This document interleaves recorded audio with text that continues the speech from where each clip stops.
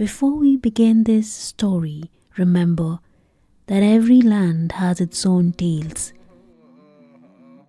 Stories whispered around the fire, passed down from generations to the next. Many speak of mysterious beings said to dwell deep within ancient forests, hidden from the eyes of ordinary people.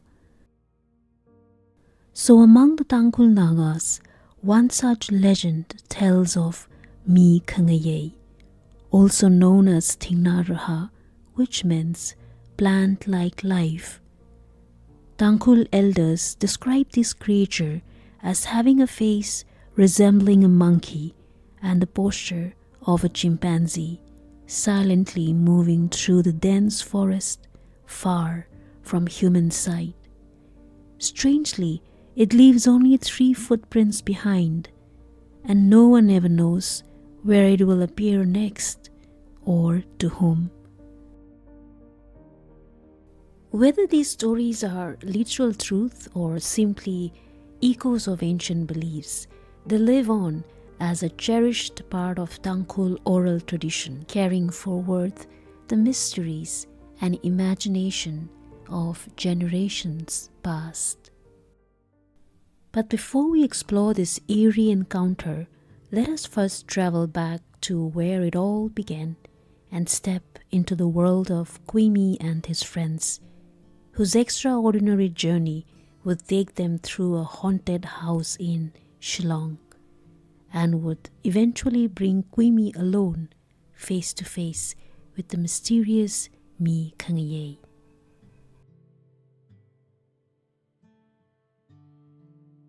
Kuimi was born in 1978 and he spent his early childhood in his mother's village, Mosam. From a very young age, he showed no fear. A thick jungle separated Mosam from his father's village, Harlung. Even the bravest hunters, who often entered the jungle, refused to travel through it alone. Despite this, young Kuimi often ventured into the forest by himself to hunt and to fish. Sometimes he would spend the entire night fishing and return home only the next morning. No amount of scolding or punishment could stop his love for adventure. One day, he lost his way in the jungle. At just 10 years old, Kuimi wandered through the forest for the entire night. At dawn, he climbed a tall tree to look for signs of a nearby settlement. From the top, he spotted Harlung, his father's village, about 10 kilometers away. When he finally reached the village, people could hardly believe that he had crossed the dense jungle alone. Before long, fearless Kuimi became the talk of the village. Some villagers believed his unusual courage was because he was possessed. To them, it seemed like the only explanation, as nothing, not even repeated punishment, had been able to curb his adventurous spirit. Kuimi's father, Ayoming, became worried and he decided to move the family to Ukhrul. The family relocated to Ukhrul in 1989. Kuimi began studying at the Savio School. After school, he trained in martial arts under Master Ashang.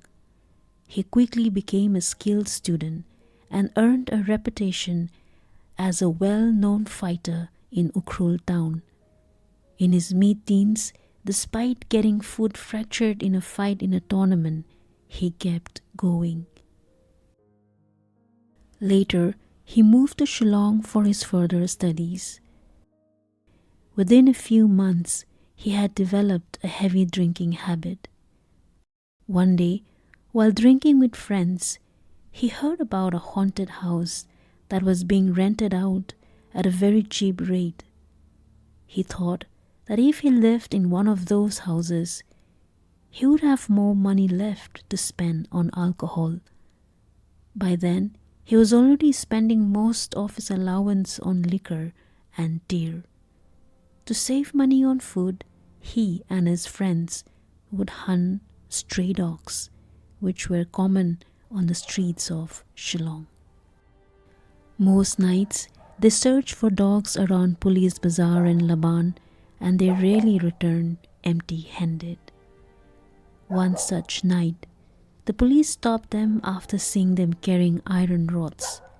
Suspecting they were involved in a local gang rivalry, the officers took them to the police station for questioning. Kuimi explained to the officer in charge, Mr. Lingdo, that they were undergraduate students from St. Anthony's College and were hunting dogs for meat. Amused by the explanation, Mr. Lingdo asked why they did not simply buy meat from the butcher. Kuimi told him that their families were poor and could not send them enough money. Feeling sorry for them, Mr. Lingdo did not arrest them. Instead, he handed Kuimi a 500 rupee note and told them to buy enough meat for everyone. Before letting them go, he warned them never to hunt dogs again. Kuimi had good 3 friends, Hauri, Asung, and Phami. It was in his 3rd year that somebody informed Kuimi about a house on rent in Malki at a throwaway price. But the fellow also informed him that it was a haunted house. Phami and Asung were also willing to move down to Malki with Kuimi, even though they were studying at Morning Star College that was just a stone's throw away from where they were staying presently. It was a furnished 2-bedroom set with a nice balcony, and the rent was only 600 rupees per month. The owner, Mrs. Kharbani, handed over the keys to Kuimi and told him honestly that people who came to stay there could not complete even a month. Some left after just a night's stay, complaining they could not sleep because of the presence of a ghost. She told Kuimi that they would have to give rent for a full month, even if they decide to leave just after a night. So she asked him to think carefully before taking any decision. Kuimi, without thinking twice, accepted the deal. After hearing what Mrs. Kharbani said, the other 2 friends were reluctant to move in. On the night he moved into the haunted house, Kuimi could hear the sound of utensils being washed in the kitchen, to which had a separate entry from outside. He went to check but could not find anyone. He came back to his room, and again he heard the water running in the bathroom. The tap was turned on.